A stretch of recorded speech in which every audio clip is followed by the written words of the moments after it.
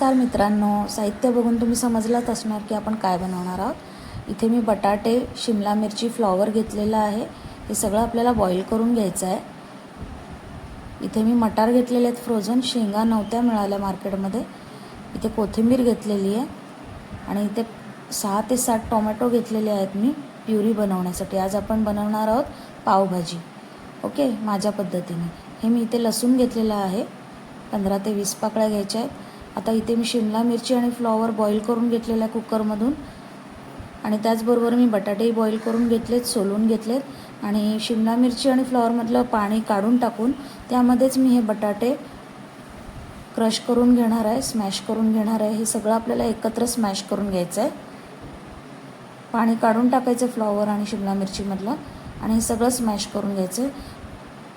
कोबी घालू शकता तुम्ही याच्यामध्ये, माझी मुलगी खात नाही म्हणून मी यात टाकलेलं नाही आहे, तोही बॉईल करून आणि टाकू शकता। आता इथे आपण 2-3 कांदे घेतले आहेत बारीक चिरून, कोथिंबीर, आणि इथे 5 ते 6 टोमॅटोची प्युरी घेतलेली आहे। इथे आपण हे सगळं क्रश करून घेतलेलं आहे, बटाटे, शिमला मिरची, फ्लॉवर।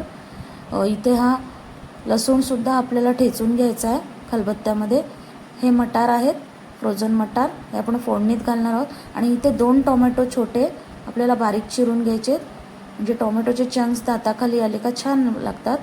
आणि प्युरी घालायची आपल्याला। इथे मी अमूल बटर घेतलं आहे। चला आपण भाजी करायला सुरुवात करूया। कढई तापली की आपण थोडं बटर घालूया आणि त्याच्यात आपण तेल घालूया, बटर जळायला नको म्हणून। आता त्याच्यात तेल घातलेलं आहे मी। तेल घातल्यानंतर आपल्याला इथं ठेचलेला लसूण घालायचा आहे। लसूण जरा जास्त प्रमाणात घ्यायचा, पावभाजीला लसणाचा वास आला की खूप छान लागतो, छान फ्लेवर येतो भाजीला।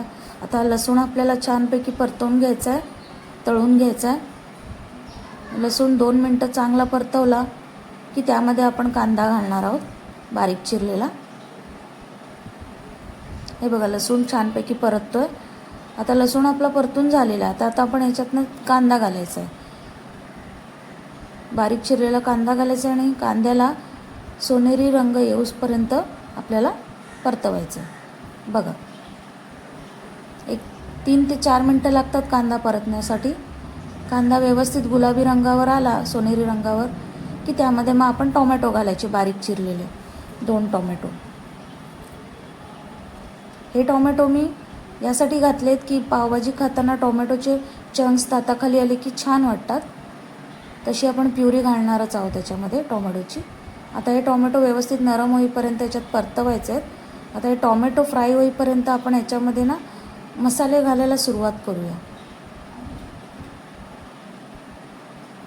आधी आपण याच्यामध्ये ना वाटाणे घालूया, मटार फोडणीमध्ये घालायचे, कारण याला शिजायला वेळ लागत नाही।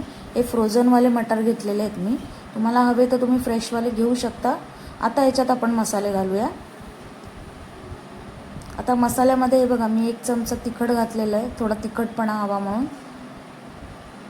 थोडंसं मीठ घातलेलं आहे चवीप्रमाणे। धणे जिरे पूड घातलेली आहे थोडीशी, अर्धा चमचा। पावभाजी मसाला तुम्ही कोणताही वापरू शकता, 2 ते अडीच चमचे तुम्ही पावभाजी मसाला घाला तुमच्या हिशोबाप्रमाणे।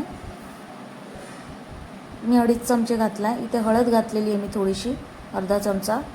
आणि आता हे सगळं मिक्स करून घ्यायचं आहे आपल्याला आणि व्यवस्थित छानपैकी तेलामध्ये छान परतून घ्यायचं आहे, फ्राय करून घ्यायचं आहे, रोस्ट करून घ्यायचं आहे। बघा, छानपैकी रोस्ट करायचं आहे, 2 मिनटं याला रोस्ट होऊ द्या। हे बघा, छान परतल्या आहेत भाज्या आपल्या। आता आपल्याला याच्यामध्ये टोमॅटो प्युरी घालायची। आता टोमॅटो प्युरी आपण घातली, आता व्यवस्थित याला छानपैकी मिक्स करून घ्यायचं आहे सगळे इन्ग्रेडियंट। आणि बघा, टोमॅटो प्युरी घातल्यानंतर किती छान कलर आलेला आहे भाजीला। आता याला 2 ते 3 मिनटं टोमॅटोला आपण शिजवायचं आहे, उकळी येऊ द्यायची, म्हणजे टोमॅटोचा कच्चापणा निघून जातो। हे बघा, आता टोमॅटोचा कच्चापणा निघून गेलेला आहे यातला। आता यामध्ये आपण क्रश केलेला बटाटा, फ्लॉवर, शिमला मिरची जे क्रश करून ठेवले स्मॅश करून, ते याच्यात घालायचं आहे आणि व्यवस्थित मिक्स करायची ही भाजी छानपैकी। बघा, काय सुंदर कलर आलेला आहे भाजीला। आता छानपैकी मिक्स करायची ही भाजी, एकजीव अगदी। आणि 3 ते 4 मिनटं या भाजीला अशीच, आधी पाणी घालायचं नाही आहे, आधी असंच हलवून हलवून 2 ते 3 मिनटं रोस्ट करून घ्यायचं आहे. आता हे आपण छानपैकी 2 ते 3 मिनटं परतवून घेतलेलं आहे सगळं भाजीचं मिक्सचर. आता यामध्ये ना आपण पाणी घालूया. मिक्सरमध्ये मी टोमॅटो प्युरी बनवलेली, तर तो मिक्सर धुवूनच मी यामध्ये पाणी घातलं आहे. तुम्ही तुमच्या अंदाजाने घाला, पण जास्त पण घालू नका, कारण पावभाजी खूप रनी किंवा खूप पातळ अशी पण छान नाही लागत. थोडीशी जाडसरच असू द्या. हे बघा, पाणी घातल्यानंतर आता याची कन्सिस्टन्सी ही बघा अशी झालेली आहे. तुम्हाला हवे तशी तुम्ही करू शकता पाणी घालून कन्सिस्टन्सी, पण ही एक परफेक्ट कन्सिस्टन्सी आहे असं मला वाटतं, तर आम्ही अशीच बनवतो. हे बघा, आता याला एक 5 ते 7 मिनटं व्यवस्थित उकळवायचं आहे गॅसवरती. उकळ आली पाहिजे त्याला छान.